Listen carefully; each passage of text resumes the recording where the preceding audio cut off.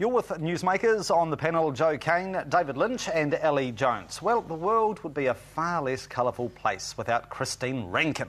The firebrand appointment to the Families Commission has triggered quite a stink, and it's become dirtier than a pig in muck, really, hasn't it? Is Rankin a credible appointee to the Families Commission? Joe Kane.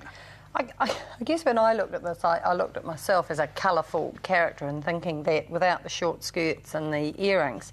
However, I'm over her, and I think that there's a lot of people in the community that are over her. I don't know what her experience or qualifications are for this commission, but what has happened is she has become this identity, this famous person that distracts from actually everything else, and I'm over that. So too much of a polariser? Oh, I don't know about... Well, yes, I think maybe that she is, and that's not a problem in it, but it hasn't become about the Families Commission. It's all about Christine Rankin. Is that her that's a fault, distraction. though, or is that the muckraking? Hey, listen, she's gone... I believe she's actually where she needs to be in politics. She's a regional council, and that's where all those colourful characters should go. And that's what it becomes about. It's about your own personality, your own ego, your style, and her business. I just think it's really wrong. I think it's tacky, actually. It's not, but Jo, she can apply some... I agree with you. I think if she becomes bigger than the issue, there is a real problem there.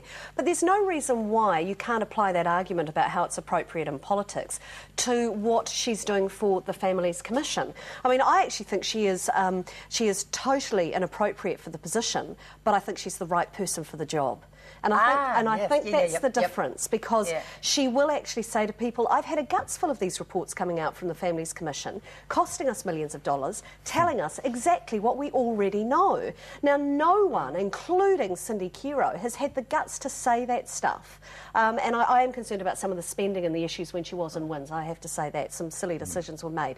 But I think if she rattles some cages in there and shakes some trees and starts addressing this problem of child abuse in this country, she's the right person for the job. David, can I direct a very shallow question at you? And I'm sure this has crossed the minds of does many... Does my bum look big in this? That's the question. No, it wasn't that. Because it does look big in that. No, the question is there something ironic about a Families Commissioner being married 4 times? That's an interesting question, Michael, and I respect your views. So Should she be on the Broken Families Commission? You know? Look, I don't think, to be honest, I think the issue is that there has been a firestorm created as a result of her appointment. It's understandable that the Prime Minister's now having some reservations about that. I personally believe it was not the right appointment on this occasion due to the history. Really? Absolutely. Too many marriages? No, nothing to do with that. I think that there's a number of things that I think has been pointed out. Right. The distraction of the personality of what we know. Yeah. She likes to be out there. By her own admission, she says she's out there and up front, and that's fine. But I think that there's a history there that is going to follow her around, and as I say, I think it's... Sure. Aside from the personality of Christine Rankin, do you think the government were right to at least try and appoint someone to this Families Commission that no one really seems to know what they've actually done, who is not going to be just another yes man, not just another bureaucratic lemming?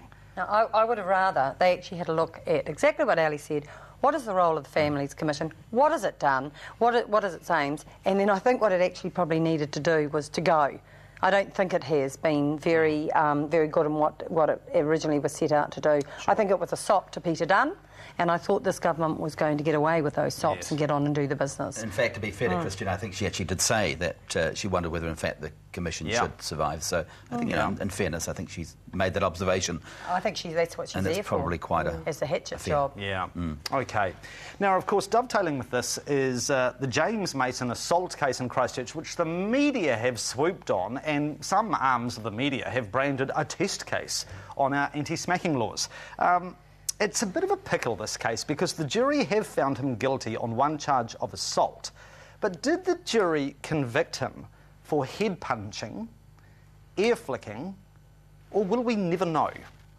I can't get to the bottom of this, Sally. What do you think? You got enough time? Well, we're getting into the smacking debate issue again, okay? This is the only element of this that was, perhaps you could argue, made it a test case, was the fact that Mason could not use reasonable force as a defence for this incident. Having said that, you'd have to be a numpty to be able to use reasonable force to argue a justification for punching a child in the face. Sure. So, you know, to me, it's not a test case at all. The police are prosecuting parents for slapping children. Can I come to this in a moment? Because I know you had a very interesting discussion with the police on ZB this week. Can I come to this in a moment?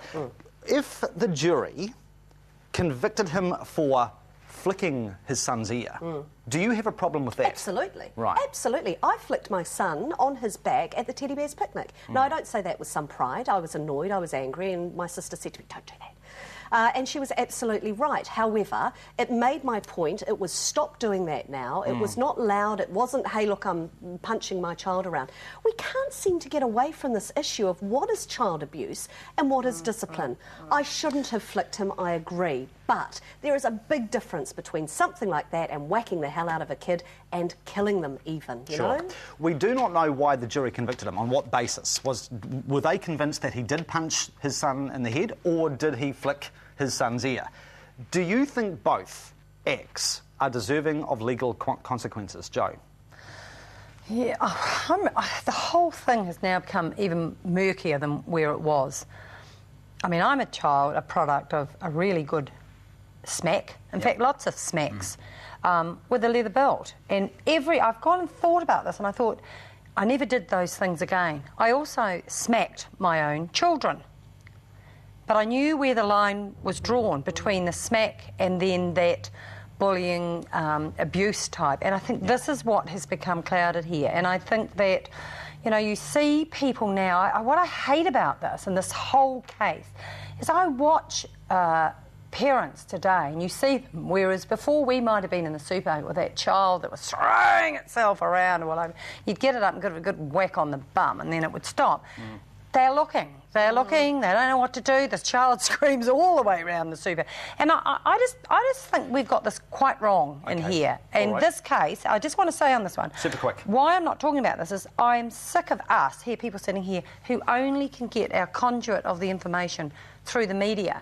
Yep. We weren't on the panel. We weren't in there. I haven't heard every piece of this. No, but James Mason has gone to the media and say, I would like to know from the jury why they convicted me. I assumed it was it flicks that. I mean, it was from the punch. But it wasn't the punch. My assumption was that there were at least 2 eyewitnesses that saw him punch the child in the face, and that's what he was convicted on. I'll have to get a break and we'll come back to this in a moment. Do stay with us.